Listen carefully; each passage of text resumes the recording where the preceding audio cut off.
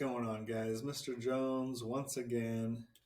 Today we're going to go over a task, but we're not going to start from the beginning. I'm going to teach it a little bit different than I would in class, partly to save time, but also I think Mr. Lopez would agree that this is going to be more in tune to what you need to know for later on in math. So here we go. So the first thing I want to talk about is what you see on the screen. It just shows problem number 6, but really what I want to talk about is this equation right here pretty soon. So hopefully you have learned so far that we have vertex form. And yes, you might want to write some of this stuff down. We have vertex form. And I saw a lot of students miss this on the test. My HK is my vertex. Okay. So whatever numbers I have in there for h and k is going to represent the vertex of the parabola whenever I graph it.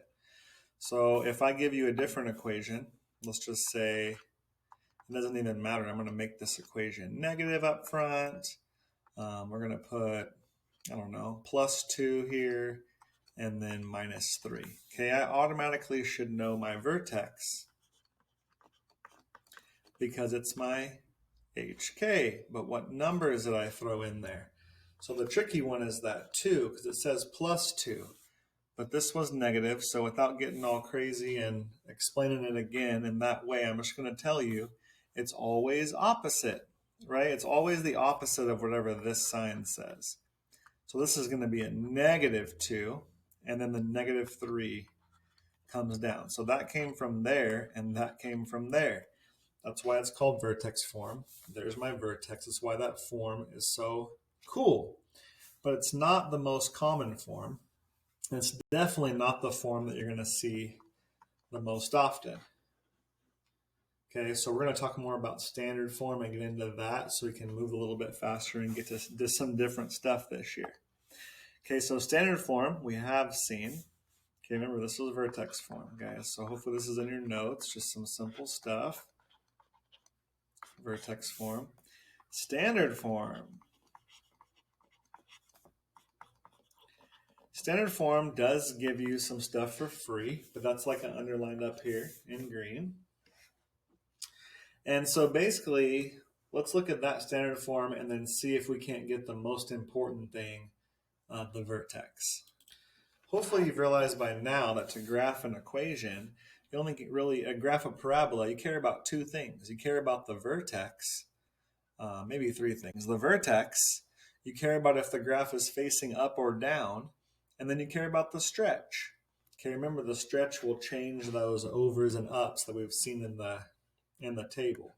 So to remind you, this is the y equals x squared. Okay, so remember this is my vertex over 1 up 1 over 2 up 4. So no matter where your parabola is, if your stretch is 1 or negative 1, then you're going to make these movements. So they all look the same and they all do that. So all you care about is what the stretch is, your a value, and what your vertex is. Okay, standard form, if you remember, looks like this. A x squared plus bx plus c, and we've had to identify a, b's, and c's already. Well, notice over here in vertex form, I have the letter A. I should use a different color, huh? Let's use purple. I have this letter A. Oh, that's weird. Let's come back to orange, put this here, and come to the purple and circle my A. And now we're back in business. All right, so we have this letter A. That's my stretch. Over here in my standard form, you'll notice I have an A. That's also my stretch. It's the same A.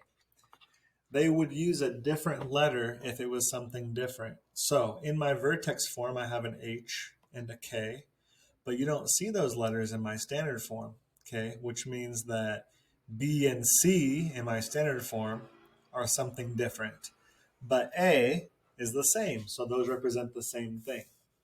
Okay, so if you look up here in this equation, I'm going to circle it again.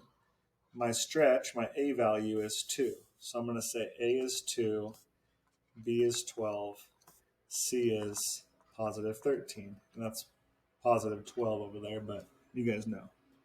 So 2, 12, and 13. Okay, so right away I'm going to tell you what you get for free. I'm just going to give it away. This right here is your y-intercept. Always. Okay? That's what you get for free.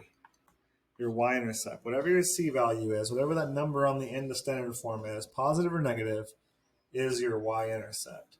So here's my y-intercept. It's going to cross at 13. That's one free point we get.